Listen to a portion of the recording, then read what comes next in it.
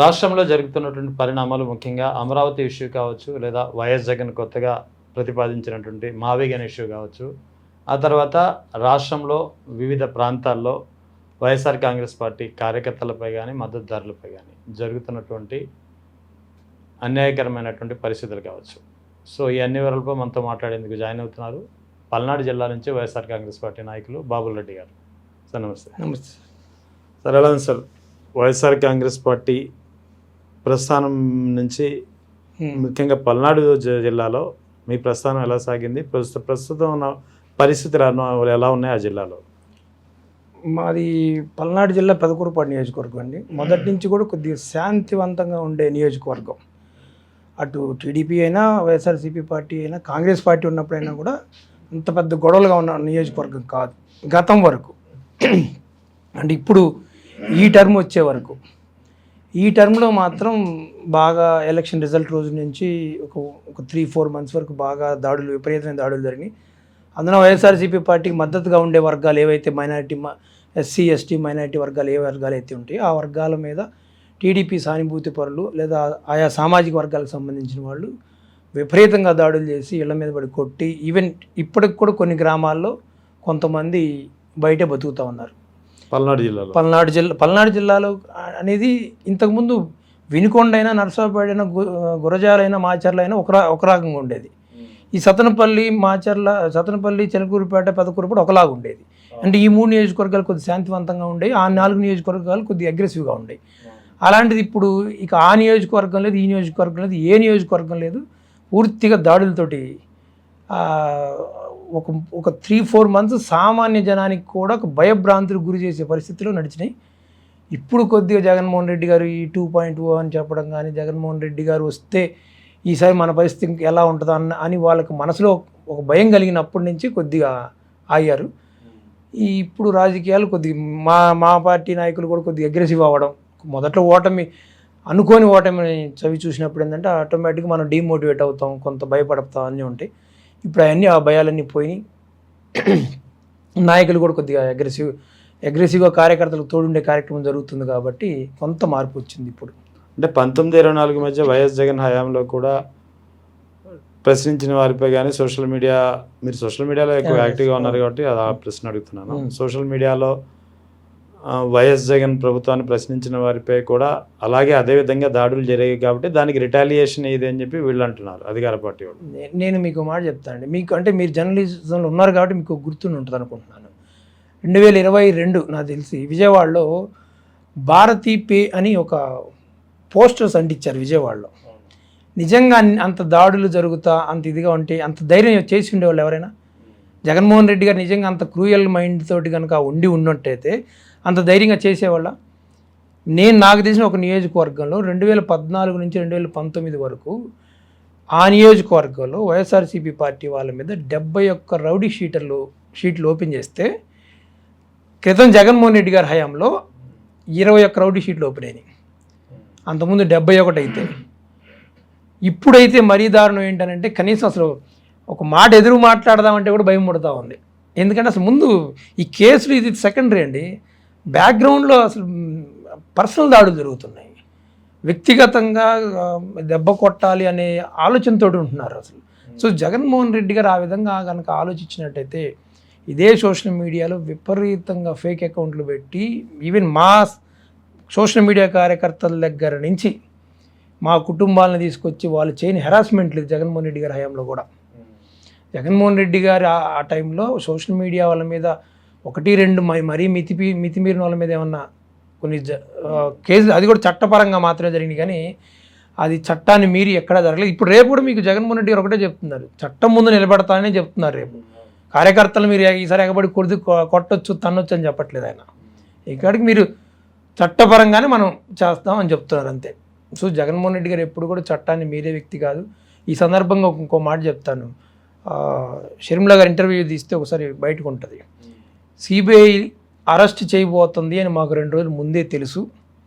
ఆ రోజు జగనన్న దగ్గరికి వెళ్ళి నేను ఒక మాట మాట్లాడాను, మనకి ఇంత బలం ఉంది, జనాదరణ ఉంది, ఈ జనాన్ని అందరిని ఉపయోగించుకొని మనం అరెస్ట్ని ఆపొచ్చు కదా అని అంటే ఆయన, నాకు చట్టం అంటే గౌరవం ఉంది, జనానికి మన రోల్ మోడల్గా ఉండాల్సిన వ్యక్తులు మనమే దాన్ని మీరితే ఇక మనల్ని ఫాలో అయ్యే వాళ్ళు ఇంకేం చేస్తారు, కాబట్టి మనం ఆ పని చేయొద్దు అన్నాడంట. అంటే జగన్మోహన్ రెడ్డి గారికి ఈ వ్యవస్థల మీద ఉన్న గౌరవంని అంతకంటే వేరే నిదర్శనం లేదనుకుంటున్నాను నేను ఆ టైంలో చూసింది సోషల్ మీడియాలో 2014 నుంచి 19 వరకు ఉన్న టీడీపీ కార్యకర్తలు కూడా సోషల్ మీడియాలో కొద్దిగా ఎథికల్గానే ఉన్నారు. కొద్దిగా 19 తర్వాత మరి ఈయన గెలుపును ఓర్చుకోలేకపోయారో ఏమో. పర్టికులర్గా ఒక సామాజిక వర్గం వ్యక్తులు వ్యక్తిగత దూషణలతోటి ఆయన సమర్థిస్తే చాలు, కుటుంబం ఎవరినైనా నా పిల్లలతో సహా నా వైఫ్తో సహా మాట్లాడారు, మాట్లాడుతూనే ఉన్నారు, ఇంకా మాట్లాడుతూనే ఉన్నారు. అది ఎందుకో మరి అది వాళ్ళకు మొదటి నుంచి ఎదుర్కోలేని చోట వాళ్ళు ఏ కాడికి కూడా వ్యక్తిగత దాడులు చేస్తూ ఉంటారు. అది టీడీపీ పార్టీకి వెనతో పెట్టిన విద్య, కానీ వైఎస్ఆర్సీపీ పార్టీ ఇంకా అది అలవాటు పరుచుకోవాలి. మీరు జనరల్గా మీరు వైఎస్ఆర్సీపీ పార్టీ సోషల్ మీడియా యాక్టివిషన్ గమనిస్తే తెలుస్తుంది. మనం అధికారంలో ఉన్నప్పుడు ఏం పీకలేకపోయాం అంటుంటారు. అంటే దాని మీనింగ్ ఏంటి? జగన్మోహన్ రెడ్డి గారు చట్టాన్ని మీరి మనకి ఎటువంటి అవకాశం ఇవ్వలేదు అనే కదా. ఇంకెక్కడ వాళ్ళు చెప్పేదంతా ఏమి ఉండదు. 1-2 సంఘటనలు చెప్తారు. మాచర్లో ఎక్కడో బుద్ధ వెంకన్న పోతే అద్దం పగలు కొట్టారు సంథింగ్. అవి సర్వసాధారణంగా రాజకీయాల్లో 1, 2, 3, 4 సంఘటనలు ఎప్పుడు సాధారణమే. ఆ సాధారణమైన సంఘటనలు 1, 2 చూపించేసి వాళ్ళు ఏ కాడికి అదే రాష్ట్రం అంతా జరిగినట్టుగా ప్రొజెక్ట్ చేస్తుంటారు అంతే. సో సోషల్ మీడియా పరంగా చూస్తే YSR Congress party social media versus Telugu Desam ITDP compare చేస్తే ఎవరు ఇప్పుడు యాక్టివ్గా ఉన్నారనుకుంటున్నారు మీరు? ఇక్కడ నిజం చెప్పాలి అంటే మా పార్టీని కొద్దిగా నేను ఒక విధంగా తప్పు పడతానండి. ఎందుకు పడతానంటే ఐటీడీపీ అనేది పార్టీ అధిష్టాన కనుసనలో నడుస్తున్న వ్యవస్థ. వైఎస్ఆర్సీపీ పార్టీ సోషల్ మీడియాకి నిజం చెప్పాలంటే వైఎస్ఆర్సీపీ పార్టీకి ఎటువంటి కనెక్షన్ లేదు. వీళ్ళల్లో 90% ఒక 10 ఏళ్ల నుంచి పనిచేస్తా వాళ్ళకంటూ ఒక ఫాలోయింగ్ తెచ్చుకొని వాళ్ళకంటూ ఒక రెప్యుటేషన్ కలిగించుకున్న వాళ్ళందరితో కూడా పార్టీ ఏ రోజు లేదు, అసలు సపోర్ట్ కనెక్షనే లేదు, అసలు సపోర్ట్ కూడా చేసిందా అసలు కాదు. మీరు ఈ పోస్ట్ పెట్టండి అని కానీ లేకపోతే మీరు మిమ్మల్ని మేము గమనిస్తున్నాం అని కానీ ఏ రోజు అసలు సరే పోస్ట్ పెట్టేంత వరకు పోస్ట్ పరంగా కంటెంట్ ఇవ్వడం పక్కన పెట్టండి, ఇవ్వట్లేదు అంటున్నారు కదా, కానీ సపోర్ట్ అయినా చేస్తుందా? అంటే మోరల్గా సపోర్ట్ ఇప్పుడు అంటే ఇప్పుడు కేసుల గురించి ఇప్పుడు ఈ టర్మ్ వచ్చిన తర్వాత పర్టికులర్గా కేసులు పడుతున్నప్పుడు ఆ కేసులు పడ్డ వ్యక్తులకి అయితే తోడుంటుంది లీగల్గా సపోర్ట్ కానీ లేదా ఫినాన్షియల్గా వాళ్ళకి బెయిల్స్ కానీ ఏదైనా అంతవరకు. అఫీషియల్గా పార్టీతో వైఎస్ఆర్ కాంగ్రెస్ పార్టీ సోషల్ మీడియాకి పార్టీతో అది అఫీషియల్గా అయితే సంబంధం పెద్దగా లేదు. ఈవెన్ వాళ్ళు టీడీపీ వాళ్ళు కూడా పెట్టింది ఏంటంటే ఒక్కొక్కరి మీద 11 కేసులు 12 కేసులు 13 కేసులు పెట్టినప్పుడు ఇది ఆర్గనైజ్డ్ క్రైమ్ అని పెట్టారు. అంటే ఎవరో ఎక్కడో ఆఫీస్ ఉండి వీళ్ళతో నడిపించారు, అదంతా ఒట్టి బూటకం అసలు. ఈవెన్ నాకు విచిత్రం ఏంటంటే మీరు వినే ఉంటారు పేటిఎమ్స్ అని, ₹5 పేటిఎమ్స్ అని అంటారు. ఎవరైతే స్వచ్ఛందంగా పనిచేస్తున్నారో వాళ్ళు డబ్బులు తీసుకుని పనిచేస్తున్నట్టుగా అవమానకరమైన మాటలు పడాల్సి వస్తుంది. ₹5 కానీ పేటిఎం అని. ఎవరైతే కూర్చొని డబ్బులు జీతాలు తీసుకొని పనిచేస్తున్నారో అంటే ఐటీడీపీ లేదా అప్పుడులో జనసేన శతగ్ని అని ఇట్లా నడిపారు, ఆఫీసులు పెట్టుకొని నడిపారు. డబ్బులు తీసుకొని ఎవరైతే పనిచేస్తున్నారో వాళ్ళు స్వచ్ఛందంగా పనిచేస్తున్న అభిమానం మీద పనిచేస్తున్న వాళ్ళ మీద పేటిఎం అని ₹5 అని చెప్పి అవమానకర మాటలు మాట్లాడుతుంటే ఒక పక్క యువతల సొంత పార్టీలోనూ పెద్ద గుర్తింపు లేక ఆదరణ లేక అవతల వాళ్ళతో అవమానం పడతా నిజంగా వైఎస్ఆర్సీపీ పార్టీ సోషల్ మీడియా కార్యకర్తలు ఒక యుద్ధమే చేస్తున్నట్టు అనిపిస్తుంది నాకైతే. దానికి తోడు ఇంకా మీకు సర్వసాధారణంగా తెలిసిన లాంగ్వేజ్ కూడా అందరం తీసుకోలేము కొంత. ఆ లాంగ్వేజ్ పడతా అన్ని రకాలుగా అవమానాలు పడతా కూడా వైఎస్ఆర్సీపీ పార్టీ సోషల్ మీడియా ఒక యోధుల్లాగా పనిచేస్తున్నారు అనిపిస్తుంది నాకు. ఒకటి చెప్పండి, సోషల్ మీడియా ప్రజెంట్ ట్రెండింగ్లో ఉంది, అది ఏ పార్టీది అనేది పక్కన పెట్టండి కాసేపు. సోషల్ మీడియాలో విపరీత ధోరణులు పెరిగిపోయినాయి, వ్యక్తిత్వ హననము, తర్వాత పరుష పదజాలము, బూతులు మాట్లాడడము, ఇంట్లో లేడీస్ జోలికి వెళ్ళము, ఒక్కోసారి YSR Congress party social media కూడా హద్దులు మీరుతుంటుంది, చాలా సందర్భాల్లో టీడీపీ కూడా. ఇప్పుడు జనసేన ఒకటి అందులో చేరింది కొత్తగా. ఇది ఎంతవరకు సమంజసం? అదే నేను మీకు ఒక మాట చెప్తానండి. ఇది టీడీపీ పార్టీ అనే సోషల్ మీడియా ఐటీడీపీ అనేది ప్రోద్బలంతో జరుగుతుంది, పార్టీ ప్రోద్బలంతో జరుగుతుంది. ఈ వైఎస్ఆర్సీపీ పార్టీలో కూడా కొంతమంది కొన్ని సందర్భాల్లో అది మితిమీరడం అనేది వాళ్ళ సొంత వ్యక్తిగతంగా వాళ్ళకి కలిగిన కోపం వల్ల చేస్తున్న పని. దాన్ని మనం కంట్రోల్ చేయాలి అని అంటే ఆ ఒక పార్టీ అనేది దగ్గరికి తీసుకొని మంచి చెడు లేదా కొన్ని సందర్భాల్లో చెప్తా ఉంటే లైన్ చెప్పాలి, కొంత మార్పు లైన్ అట్లీస్ట్ పార్టీ లైన్ చెప్పాలి. ఇప్పుడు మీకు మాట చెప్తాను ఎట్లా ఉంది అని అంటే, ఇప్పుడు ఇందాక నేను ఒక జర్నలిస్ట్ మీలాగా జర్నలిస్ట్ ఒక ఆవిడ పేరు ఏదో నాకు అంత కరెక్ట్గా లేదు, ఆవిడ ఈ బండి సంజయ్ గారి వాళ్ళ కొడుకు విషయంలో మాట్లాడుతా ఎలా ప్రజెంట్ చేస్తున్నారంటే, ఆ అమ్మాయి ఎంతమందితో తిరిగింది, ఆ అమ్మాయి ఎంతమంది డబ్బున్న వాళ్ళ ఫోన్ నెంబర్ల కోసం తన ఫ్రెండ్స్ని ఒత్తిడి చేసింది, ఇలా అంటే ఒక స్టోరీ అల్లేసి ఆ స్టోరీకి ఆధారం లేకుండా ప్రజెంట్ చేయటం అనేది స్టార్ట్ అయిపోయిన తర్వాత మనం మంచి ఏది చెడు ఏది వీటన్నిటి మనం దేన్ని కూడా అనాలిసిస్ చేయలేకపోతున్నాం. ఇప్పుడు నేనే ఉన్నాను అనుకోండి, నా మీద కూడా సపోజ్ ఈ బాబుల్ రెడ్డి అనేవాడు 10th క్లాస్లో ఒక దొంగతనం ఎందుకు చేయాల్సి వచ్చింది అని రాస్తారు. ఏం దొంగతనం, ఏం దొంగతనం చేసి తెలియదు, ఓ స్టోరీ ఏంటంటే అది మనం వదిలి దాంట్లో పడేస్తే చాలు, అదే చక్కలు కొడతా ఉంటాం. జగన్మోహన్ రెడ్డి గారు కనుక 10th క్లాస్ పేపర్ లీక్ చేసిండు, ఒక మినిస్టరు 2016-17 ఆ టైంలో మినిస్టరు జగన్మోహన్ రెడ్డి గారు శివశివాని పబ్లిక్ స్కూల్లో చదువుతున్నప్పుడు ఇంగ్లీష్ పేపర్ లీక్ చేశాడని అసెంబ్లీలో చెప్పాడు. అది ఎవరు క్లాస్ చెక్ అంటారు, క్లాస్ చెక్ కూడా చేయరు అసలు. ఏమని ఆయన శివశివాని పబ్లిక్ స్కూల్లో చదివాడా అసలు లేదని కూడా ఇప్పుడు కూడా రాస్తుంటారు ఇంగ్లీష్ పేపర్ లీక్ చేశాడు. సో మనం ఒక స్టోరీని వదిలేసామనుకోండి, ఇంకా అది పల్టీలు కొడతా ఉంటుంది అన్నమాట ఇంకా అక్కడ. సో ఇదంతా అయిపోయిన తర్వాత ఏమైందంటే దీని అనాలిసిస్ మీరు అంటే విపరీత ధోరణిలోకి వెళ్ళిపోయింది అన్నది మాత్రం నిజమే. ఎవరిని కంట్రోల్ చేయలేకపోతున్నాము, ఇది మంచి చెడు చెప్పలేకపోతున్నాం. ఒకవేళ వైఎస్ఆర్సీపీ పార్టీ కార్యకర్తకే ఎవరి మీదన్నా ఇతను దూషణ చేసినప్పుడు వద్దులే అది అనబాకు అన్నప్పుడు వాళ్ళు చేశారు నేను చేస్తున్నాను అంటాడు. నువ్వు వాళ్ళకి చెప్పగలవా, చెప్పలేవు కదా, నాకెందుకు చెప్తున్నావు అంటాడు. సో ఈ విధంగా మనం చెప్పే పరిస్థితి కూడా దాటిపోయింది. ఇక అంటే దీని అంతటి కారణం చదువుకోలేని వాళ్ళందరూ సోషల్ మీడియా మాధ్యమాన్ని ఉపయోగించడం అని అంటారా? చదువుకోని ఇంకా నేను చెప్పను, చదువుకున్న వాళ్ళకంటే చదువుకునే వాళ్ళేనా ఇవ్వండి. నేను చదువుకోలేని వాళ్ళంటే what I mean to say is అవగాహన అసలు ఏం జరుగుతుందని ఖచ్చితమైన అవగాహన లేని వాళ్ళంతా ఎగ్జాక్ట్లీ మిడిమిడి జ్ఞానం ఉన్నవాళ్ళు. మీరు అన్నది కరెక్ట్. ఇప్పుడు మీరు ఒక జర్నలిజం అనేది మీరు చదువుకొని జర్నలిజంకి వస్తే మీకు దాని గురించి పూర్తి అవగాహన ఉంటుంది. ఇప్పుడు ఈ సోషల్ మీడియా వచ్చిన తర్వాత ఏంటంటే ఎవరికైనా ఫేమస్ అయ్యే అవకాశం ఉంది కాబట్టి ఆ ఫేమస్ అవకాశం కోసం చేసే ఈ ఫీట్లు వీటన్నిటి వల్ల అవగాహన లేకుండా దేని మీద పడితే దాని మీద స్పందించడం వల్ల ఈ విషయ పరిజ్ఞానం లేని వాళ్ళందరూ కూడా ఫేమస్ అవ్వడం కోసం చేసే ఈ జిమ్మిక్కుల్లో అసలు విషయం కొట్టుకుపోతూ ఉంది. దాంట్లో ఇంకొద్దిగా మీకు ఇంకో మాట చెప్తాను. ఇప్పుడు ఈ వెబ్ సిరీస్లు చూసినా ఈవెన్ మన షార్ట్ వీడియోస్ చూసినా కూడా ఈ ఒక నార్మల్ పదజాలంతో మాట్లాడితే ఎవడో చూడట్లా, 4 బూతులు పెడితే చూస్తున్నారు. సో బూతులు ఈవెన్ మనం ఆ బూతులు పెడితే మనం ఫేమస్ అవుతామని ఫీల్ అయ్యి బూతులు పెడుతున్న వాళ్ళు కూడా ఉన్నారు.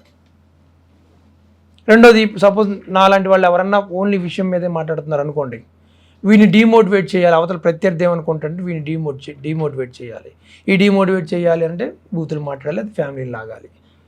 ఇది వైఎస్ఆర్సీపీ పార్టీ అఫీషియల్గా ఇట్లాంటి వాటిని అస్సలు ఎంకరేజ్ చేయదు. దానికి ఒక్కటి నేను బాగా సంతోషపడతాను. మా వ్యక్తిగతంగా మేము ఫీల్ అయిపోయి పెట్టడమే తప్ప వైఎస్ఆర్సీపీ పార్టీ అఫీషియల్గా ఎప్పుడు దాన్ని అసలు ఎంకరేజ్ చేయదు, దాన్ని చేయమని చెప్పదు అసలు. గతంలో YSR Congress party social media Tadepalli కేంద్రంగా స్కిల్ డెవలప్మెంట్ భవన్లో 3rd ఫ్లోర్ 4th ఫ్లోర్ కేంద్రంగా జరిగేది. అవును. సో అప్పుడు కూడా సోషల్ మీడియాకి పార్టీకి సంబంధం లేదని అంటారా? అప్పుడు ఆ టైంలో సోషల్ మీడియా పరిస్థితి ఎలా ఉండేది? అంటే ఇక్కడ నాకు అర్థమైంది ఏంటంటే అండి, ఈ సోషల్ మీడియాలో నాకు తెలిసి వైఎస్ఆర్సీపీ పార్టీ సోషల్ మీడియాలో కొన్ని డివిజన్స్ ఉన్నాయి. కొంతమంది స్వతంత్రంగా పనిచేసిన వాళ్ళు 10 ఏళ్ళ నుంచి వాళ్ళంతా వాళ్ళు పేరు తెచ్చుకున్నారు. వాళ్ళు ఏ రోజు కూడా ఈ పార్టీ ఆఫీస్ ఈవెన్ మీరు అన్న ఆఫీస్తో కూడా కలిసి పనిచేసి ఏం చేయాలి, వీళ్ళు స్వతంత్రంగానే పనిచేశారు. ఇప్పటికీ కూడా పనిచేస్తుంది. వాళ్ళు తీసుకున్న కంటెంటే వైరల్ అవుతుంది ఇప్పుడు కూడా. సో వాళ్ళు ఏ రోజు మళ్ళీ ఈ 10 ఏళ్ల నుంచి కొద్దిగా ఫేమ్ తెచ్చుకున్న వాళ్ళు ఎవరు కూడా లైన్ దట్ ఎప్పుడు బెటర్ వాళ్ళు వాళ్ళ విధానం నచ్చే వాళ్ళకి ఫాలోయింగ్ పెరిగింది అసలు. అంటే ఇక్కడ పార్టీ పట్ల అభిమానంతో చిత్తశుద్ధిగా అవును. పార్టీ పట్ల లేకపోతే వైఎస్ జగన్ పట్ల అభిమానం జగన్మోహన్ రెడ్డి గారు, ఉన్నవాళ్ళు రాజశేఖర రెడ్డి గారి ఎవరైతే ఇండివిజువల్ గా చేస్తున్నారో వాళ్ళతో కంపేర్ చేస్తే ఏదైతే తాడేపల్లి కేంద్రంగా నడిచిందో వాళ్ళ వల్లే ఎక్కువగా నష్టం చేకూరిందంటారా? అంటే వాళ్ళు నష్టం చేశారని నేనేం అనుకోను. కాకపోతే అక్కడ జరిగింది ఏంటి అనేది మాకు అంత పెద్దగా తెలీదు. అంటే వాళ్ళతో మీకు కనెక్టింగ్లో ఉండి పని చేయలేదు కాబట్టి వాళ్ళు ఏదో పాజిటివ్ చేశారా నెగిటివ్ చేశారా అనేది నాకు తెలియదు. నేను ఇండివిజువల్గా ఒపీనియన్ ఏమనుకుంటానంటే ఎవరు చేయాలని కూడా పార్టీకి లాభమే చేయాలనుకుంటారు కాబట్టి వాళ్ళ ప్రయత్నం వాళ్ళు చేశారు. కొద్దిగా వాళ్ళు ఆ ఆఫీస్ పెట్టిన కాంచి అంతకుముందు నుంచి మేము ఎప్పుడు కూడా కంటెంట్ మా సొంతగా మేము తెచ్చి చేసుకోవటమే తప్ప మాకు ఎటువంటి పార్టీ నుంచి ఎటువంటి సపోర్ట్ ఉండేది కదా కంటెంట్ పరంగా. ఆ ఆఫీస్ పెట్టిన తర్వాత కంటెంట్ పరంగా మాకు సపోర్ట్ దొరికింది. కంటెంట్ అంటే ఐ మీన్ పొలిటికల్ కంటెంట్ మిగిలినది వేరేదేమి మా దాకా వచ్చేది కాదు, అసలు మాకు తెలియదు కూడా. అది పొలిటికల్ కంటెంట్ మాత్రం ఆ ఆఫీస్ నుంచి మాకు మంచి కంటెంటే వచ్చేది. ఆ కంటెంట్ని మేము మా స్టైల్లో మేము దాన్ని చేసేవాళ్ళం. ఇటీవల వైఎస్ జగన్ మావిగన్ అని రాజధాని అమరావతికి ఒక ప్లాన్ బిగా ఒక కొత్త ప్రతిపాదన తీసుకొచ్చారు. బహుశా YS Jagan last press meet కూడా అదే, దాని తర్వాత ఇంకా ప్రెస్ మీట్ పెట్టలేదు. సో మావిగన్ అనే అంశం తెరపైకి తీసుకురాగానే అది పెద్ద ఎత్తున ట్రోల్ నడిచింది. ఆ తర్వాత దానిపై చర్చ నడుస్తుంది. సో ఒక పార్టీ అధినేత వైఎస్ జగన్ ఒక మాట చెప్పారు అంటే అది పార్టీ లైన్ అవ్వాల్సిన అవసరం ఎంతైనా ఉంది. అంత అవగాహన లేకుండా వైఎస్ జగన్ లాంటి వ్యక్తులు ఏ విషయాన్ని అంత తేలిగ్గా మాట్లాడరు. నేనైతే అది బలంగా నమ్ముతాను. సో అటువంటిది మావిగన్ అంశాన్ని డైరెక్ట్ వైఎస్ జగన్ నోటి నుంచి వచ్చినా సరే పార్టీలో ఉన్నటువంటి కొంతమంది స్వయం ప్రకటిత అతి మేధావులు కానీ విశ్లేషకులుగా చెప్పుకుంటూ మీడియా ఛానల్లో దర్శనమిచ్చే వ్యక్తులు కానీ దాన్ని కాదని దానిపై అపహాస్యం చేస్తూ స్వయంగా పార్టీ కోసం మాట్లాడే విశ్లేషకులు కూడా దాన్ని ఎలా తీసుకోవాలి? నేను ఈ మావిగన్ అనే ప్రెస్ మీట్ చూసినప్పుడు నేను మొట్టమొదటి ఇది ట్రోల్ అవుతుంది అని చెప్పి నేను కానీ తర్వాత చర్చ జరుగుతుందని ఆ రోజే చెప్పాను. అలాగే నేను కూడా నాకు తెలిసిన వాళ్ళందరూ అడిగినప్పుడు 2 days తర్వాత జగన్ గారిని అత్యంత దగ్గర నుంచి నేను సాక్షి ముందు నుంచి చూసినప్పుడు ఆయన ఆలోచన లేకుండా సింపుల్గా ఏది ఆయన చెప్పడు. అది నేను ఆ మావిగన్ విన్నప్పుడు నేను ట్రోల్ అవుతుందని నేను ఎక్స్పెక్ట్ చేశాను. నన్ను ఎవరు ఇట్లనే కొంతమంది నాకు సన్నిహితంగా ఉండేవాళ్ళు అడిగినప్పుడు కూడా 2 daysలో ఇది మారుతుంది అని చెప్పాను. ఎందుకు మారుతుంది అంటే జగన్మోహన్ రెడ్డి గారు ఏది చెప్పినా ఏది ఆలోచన చేసినా ప్రాక్టికాలిటీకి దగ్గరగా ఉన్నదే మాట్లాడుతున్నారు. ఆయన చంద్రబాబు నాయుడు గారి లాగా చంద్రమండలానికి నేను రోడ్డు వేస్తాను అన్నట్లేదు. అందుకే జగన్మోహన్ రెడ్డి గారు అది ఇంటెన్షనల్గా ట్రోలే. ఇప్పుడు జగన్మోహన్ రెడ్డి గారు అంటే ఇష్టం లేక ఆయన ఏం మాట్లాడినా ట్రోల్ చేద్దామని అనే బ్యాచ్ ఉంది, వాళ్ళే ట్రోల్. కానీ ఈ విషయంలో నిజంగా ఇతను తప్పు మాట్లాడాడు, ఇది కరెక్ట్ కాదు అని ట్రోలింగ్స్ కాదు అవేవి కూడా. ఇదే కాదు, వేరే మీకు మాట చెప్తాను. ఆయన ప్రెస్ మీట్ పెట్టి ఒక 10 విషయాల మీద అన్నిటి మీద లెక్కలతో సహా అన్నీ చెప్తే ఆ ప్రెస్ మీట్లో వెళ్తా ఏదన్నా పొరపాటున అక్కడ అనబోయి ఇక్కడ అన్నాడు అనుకోండి, దాన్ని పట్టుకొని అంటే పనికి మాలిన విషయం మీద ట్రోలింగ్ చేస్తుంటారు. కానీ ఈ స్టాటిస్టికల్ డేటా కానీ దీని మీద ఎవరు చేయరు. సో మావిగన్ కూడా నేను అదే అనుకున్నాను.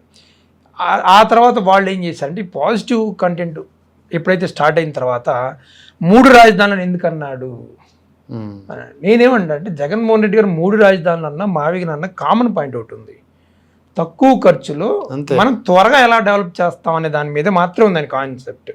ఆయన చేతిలో ఉన్నప్పుడు ఆయన 3 రాజధానులు అన్నాడు. మేబీ బహుశా 3 రాజధానులు పదం తప్పేమో, ఉద్దేశం కరెక్ట్. ఇప్పుడు చంద్రబాబు నాయుడు గారు కూడా హైకోర్టు అన్ని తీసుకెళ్లి వైజాగ్లో పెట్టడం కూడా కారణం అదే. ఇప్పుడు సో ఆ 3 రాజధానులు పదం తప్పేమో కానీ బట్ ఆలోచన కరెక్ట్, తక్కువలో వైజాగ్ మనం డెవలప్ చేసుకోగలుగుతాము అని. వాళ్ళు ఇప్పుడు కూడా వాళ్ళు చెప్పేది ఏంటి అని అంటే, నాకు మావిగన్ మీద నాకు ఒక చిన్న ప్రశ్న వచ్చిందండి. దాని మీద అసలు మొట్టమొదటి వ్యతిరేకించాల్సిన వాళ్ళు ఎవరు? మీరు నేను మనం ఎవరం కాదు, రాజధాని రైతులు. అంతే, రాజధాని రైతులు ఈ రోజు కన్నా వ్యతిరేకించారు. ఈ రోజు వాళ్ళ నుంచి మావిగన్ మీద వాళ్ళ మీద స్పందన వచ్చింది? రాలేదు. వాళ్ళ నుంచి ఎందుకని రాలేదు? అది జరగదని వాళ్ళకి ఒక క్లారిటీ వచ్చింది. ఈ అమరావతి అనే కాన్సెప్ట్, చంద్రబాబు నాయుడు చెప్పే కాన్సెప్ట్ ఇక జరగదని వాళ్ళకి క్లారిటీ వచ్చింది. ఇప్పుడు వాళ్ళు నిజంగా రాజధాని రైతులు అనే వాళ్ళు ఇబ్బందులు మొన్నటి వరకు జగన్మోహన్ రెడ్డి గారి వల్ల పడ్డారని వాళ్ళు భ్రమలో ఉన్నారు. కానీ ఇప్పుడు అర్థం అవుతుంది, అసలు ఆ రోజే భూములు కనుక మనం ఇవ్వకపోయి ఉంటే మనకి ఈ కష్టాలే లేవు, అసలు ఈ గాల్లో బతుకులు లేవు, మన బతుకులేదు, మనకు బతుకుతూ ఉండేవాళ్ళం అని వాళ్ళకి 3 పంటలు హాయిగా పండించుకున్నారు. ఇప్పుడు క్లారిటీ వచ్చింది వాళ్ళకి.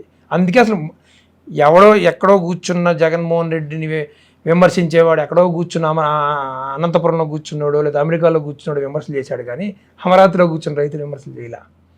మావిగన్ అనే ప్రతిపాదన జగన్మోహన్ రెడ్డి గారు ఏమంటారు, ఈ మేధావులు కూడా నేను ఒకటి గమనించానండి. ఏంటి అనంటే,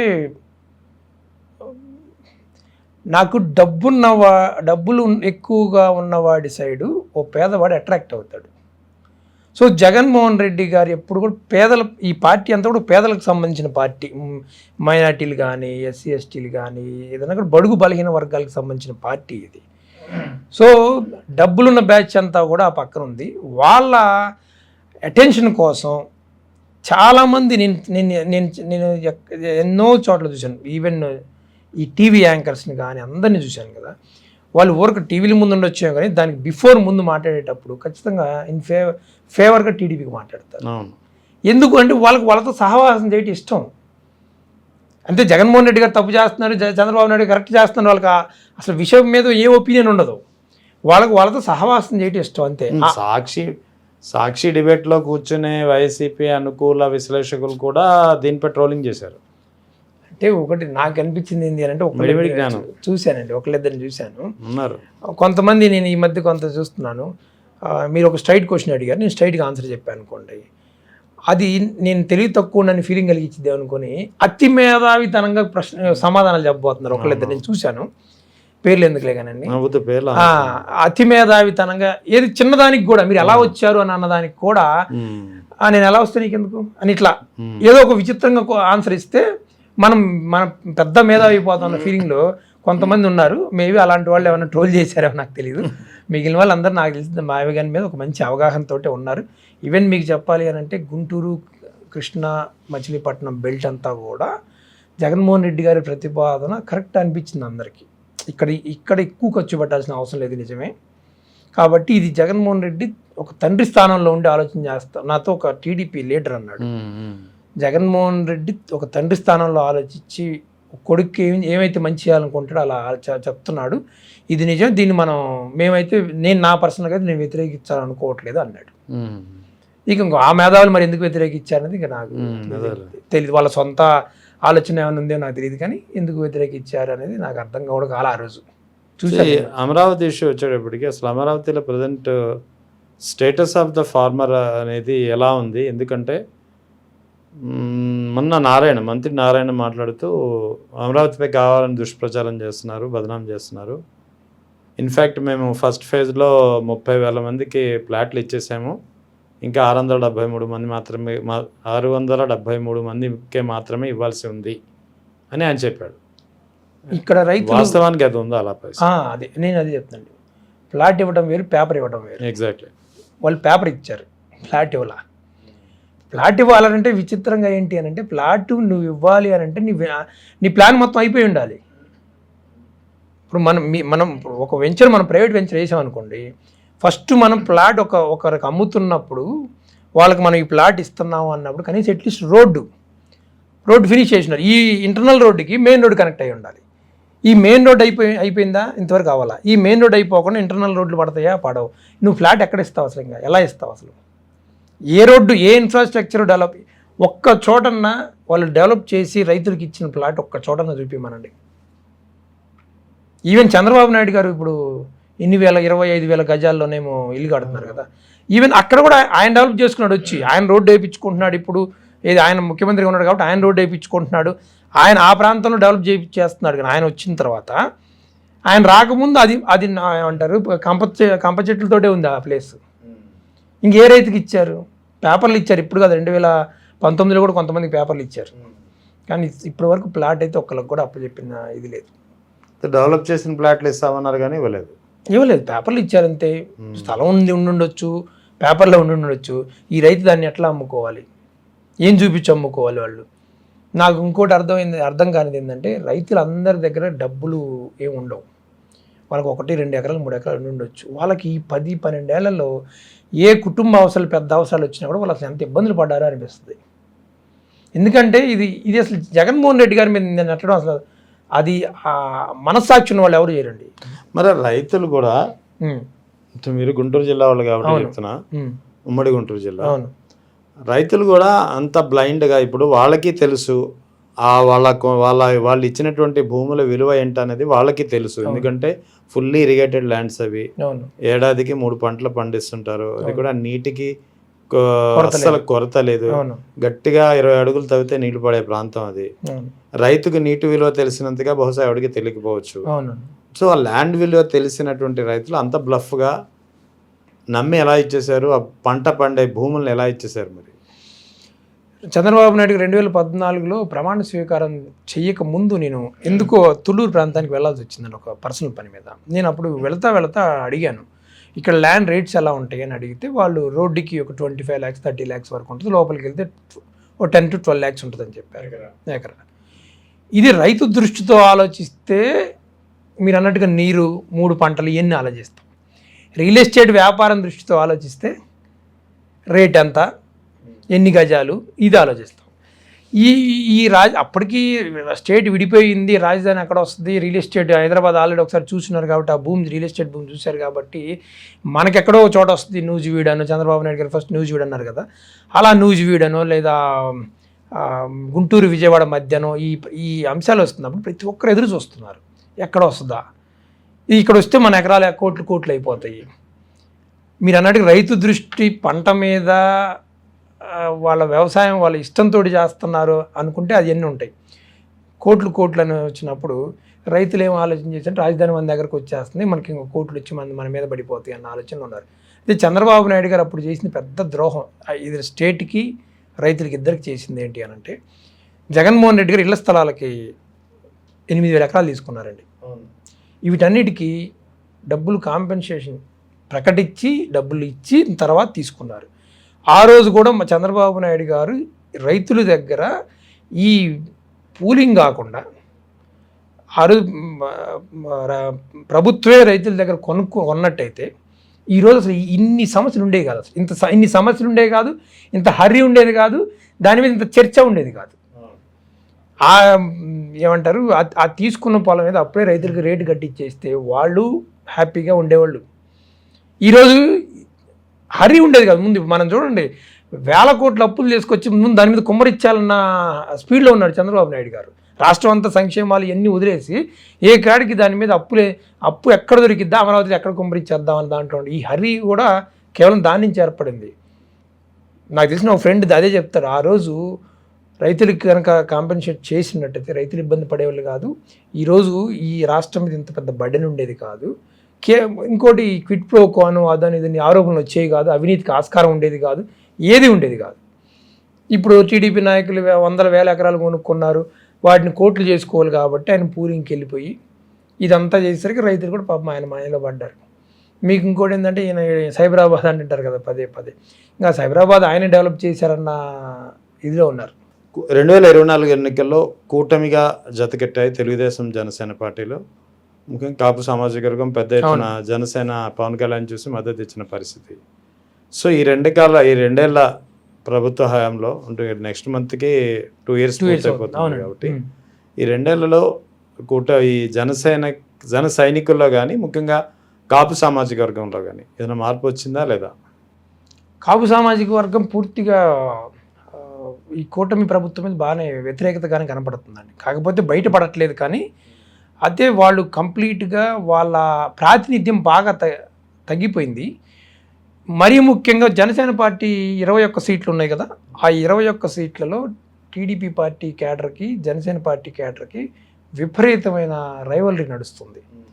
అక్కడ ఆ పర్టికులర్గా ఆ ఏరియాలో మాత్రం కంప్లీట్గా డివేట్ అయిపోయారు. కాపు సామాజిక వర్గం ముఖ్యంగా లేడీస్ ఏంటంటే జగన్మోహన్ రెడ్డి గారి హయాంలో బాగా వాళ్ళకి సంక్షేమ కార్యక్రమాలు బాగా అందాయి. ఇప్పుడు అసలు ఒక్క సంక్షేమ కార్యక్రమం కూడా లేదు. సో లేడీస్ కొద్దిగా మనసులోనే ఉంది, మంచి వ్యతిరేకత బాగానే ఉంది అనేది నాకు ఇంటర్నల్గా నా కాపు ఫ్రెండ్స్ నాతో చెప్తున్నమాట. అంటే పవన్ కళ్యాణ్ కాదని బయటకు వచ్చే అవకాశం ఉందా మరి?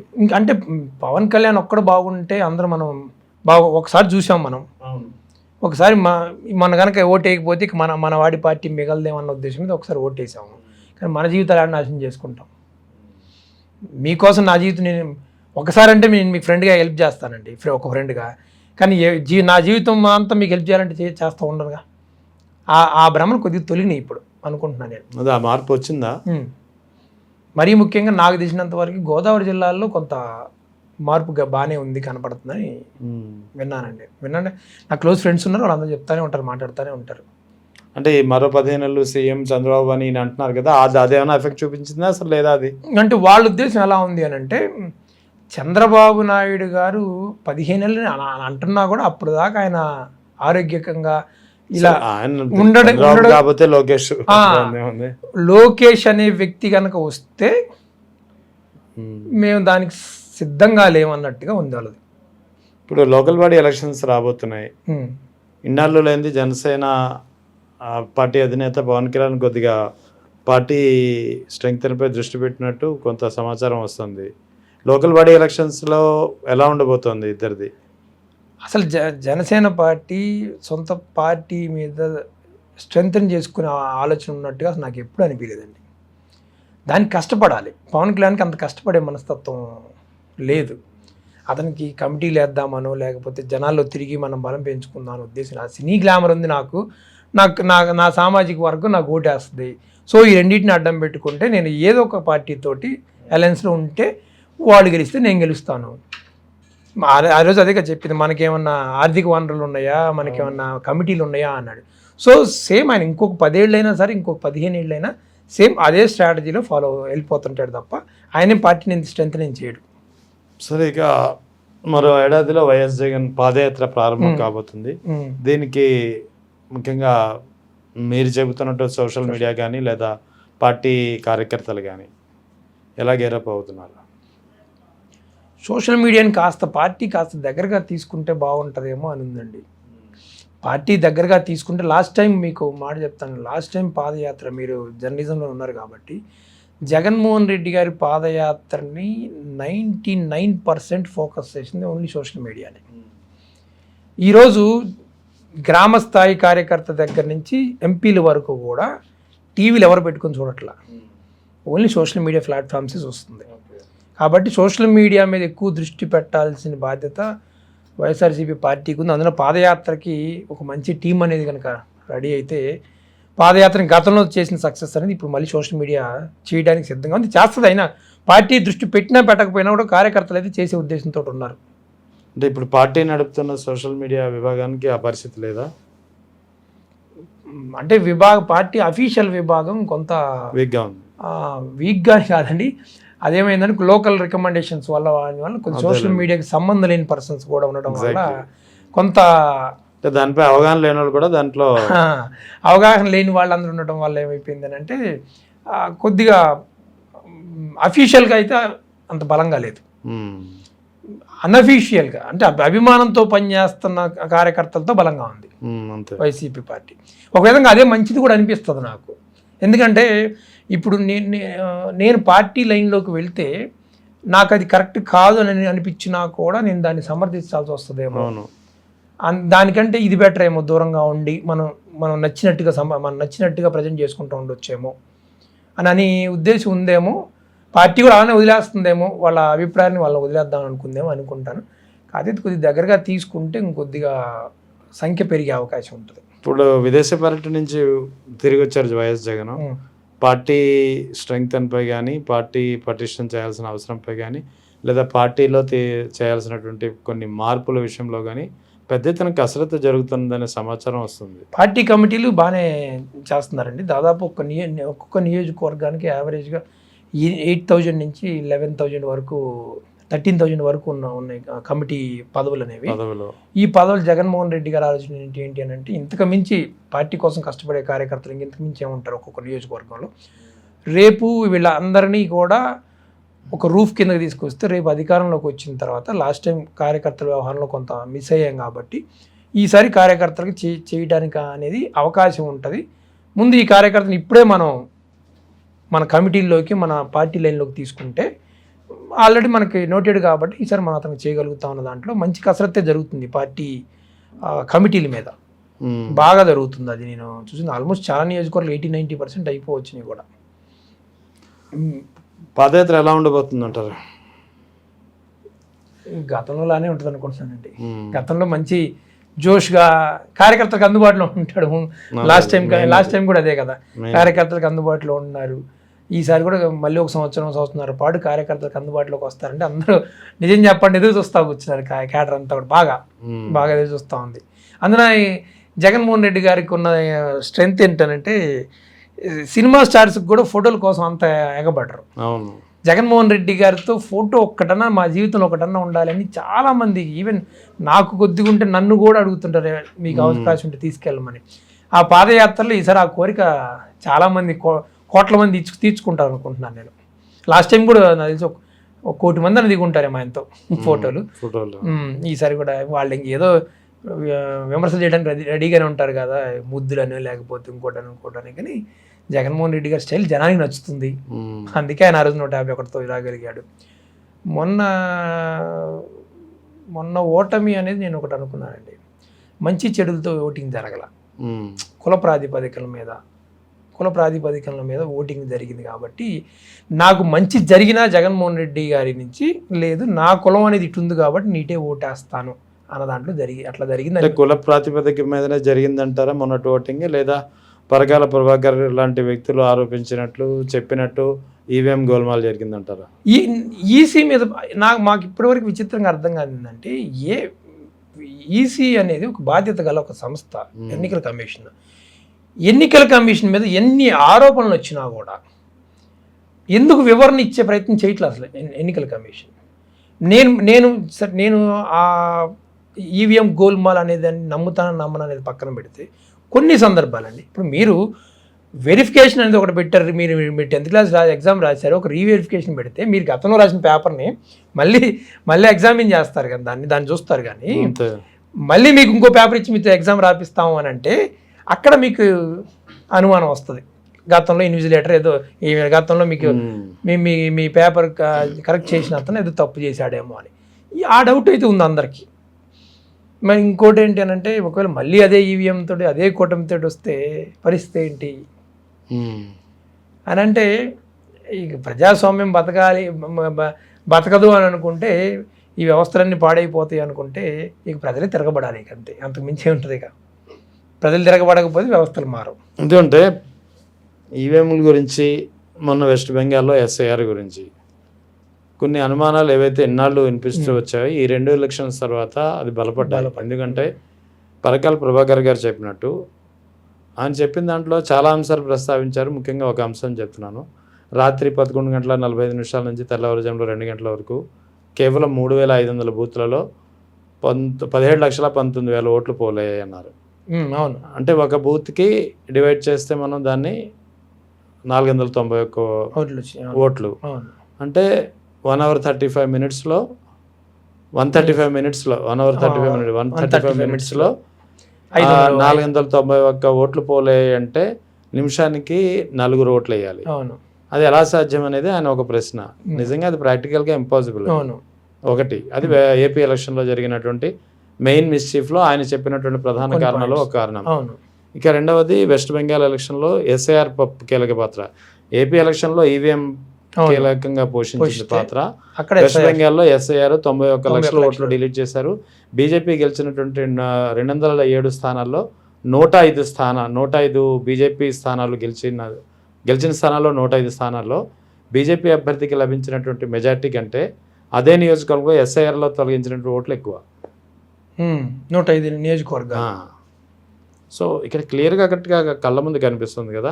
మరి ఇదే వ్యవస్థ కొనసాగితే ఇంకా వదులుకోవాల్సిందేనా అసలు? అది అసలు వ్యవస్థలు అనేవి, ఇప్పుడు మీకు మాట చెప్తాను సార్, పర్టికులర్ మా మండలం గురించి చెప్తాను. నాకు తెలిసిన మండలం అనుకోండి, అంటే నేను ఎక్కువగా ఉండే మండలం అనుకున్నది. ఎంపీపీ అనేది వైసీపీ గెలిచింది. వైసీపీ గెలిస్తే సిఐ దగ్గరికి, ఎంపీటీసీల దగ్గరికి సిఐ పోలీసులను పంపించి మీరు టీడీపీలో జాయిన్ అవ్వకపోతే మీ మీద గంజాయి కేసులు పెడతారని చెప్పి బెదిరించారు. ఏ వ్యవస్థ అయితే కాపాడాలి వాస్తవంగా ఎవరైనా వచ్చి దౌర్జన్యం చేస్తుంటే వీళ్ళు ఎవరి దగ్గరికి వెళ్తారంటే ఆ సిఐ గారి దగ్గరకు ఆ ఎస్ఐ గారి దగ్గరకు వెళ్తారు. కానీ ఆ వ్యవస్థే వచ్చి నేను అఫీషియల్గానే నిన్ను హెరాస్మెంట్ చేస్తాను అని చెప్తే ఇక ఆ వ్యవస్థ ఏర్పరచుకున్న ఉద్దేశం ఏంటి, మనం ఆ వ్యవస్థ ఏ విధంగా పనిచేస్తుంది. ఈ వ్యవస్థలన్నీ పాడైపోయాక మన జీవితాలన్నీ పాడవకుండానే వస్తాయి. చాలామందికి అది తెలియదు. ఇప్పుడు ఈరోజు పోలీసులను ఉపయోగించి టీడీపీ వాళ్ళు వైసీపీ వాళ్ళని చేస్తే రేపు వైసీపీ వస్తే అదే పోలీసులను ఉపయోగించి టీడీపీ వాళ్ళని చేయదా? సో వ్యవస్థను పాడు చేసుకోకూడదు ఎప్పుడు కూడా. మనం గెలవడం కోసం ఈ బీజేపీ ఆడుతున్న ఇవి వ్యవహారాన్నింటిలో ఆ వ్యవస్థ కంప్లీట్గా మెయిన్ ఏదైతే వ్యవస్థ ఉందో ఆ వ్యవస్థ పాడవుతుండో వస్తే రేపు ఈ సమాజం నిలబడదు. నాకు అది కొద్దిగా బాధ అనిపిస్తుంది. సరే జగన్మోహన్ రెడ్డి గారు గెలుస్తారా, మోడీ గారు గెలుస్తారా, లేకపోతే చంద్రబాబు నాయుడు గారు గెలుస్తారా అనే దానికంటే కూడా వ్యవస్థలు పాడవుతున్న దానికి నాకు బాగా బాధ అనిపిస్తూ ఉంది. దానికి ఏం చేయాలి మనం అర్థం కావట్లేదు. ఉండే కొద్దీ పాడవకుండా వస్తూ ఉంది. మీలాంటి జనాలు ఇంకోటి ఏంటంటే దీంట్లో ప్రధాన పాత్ర మీడియా పోషిస్తుంది. అది పెద్ద దెబ్బ. ఇక్కడ ప్రజలకు ఉన్నది ఏంటంటే అట్లీస్ట్ గవర్నమెంట్ వ్యవస్థలన్నా పాడవుతాను అంటే ప్రశ్నించాల్సిన వ్యవస్థ, ఈ వ్యవస్థ కూడా దాంట్లో ఎక్కువ భాగం అయిపోతుంది. దానివల్ల చేసేదేమైనా సామాన్యుడికి మాట్లాడే గొంతు లేకుండా పోయింది. మరి రేపు కూడా మళ్ళీ ఇప్పుడు ఏదో ఎస్ఐఆర్ ఏదో వదిలినట్టున్నారు, ఆంధ్రప్రదేశ్ కూడా వదిలినట్టున్నారు. వీటన్నిటికీ మరి కాలమే సమాధానం చెప్పాలి. థ్యాంక్ యూ అండి.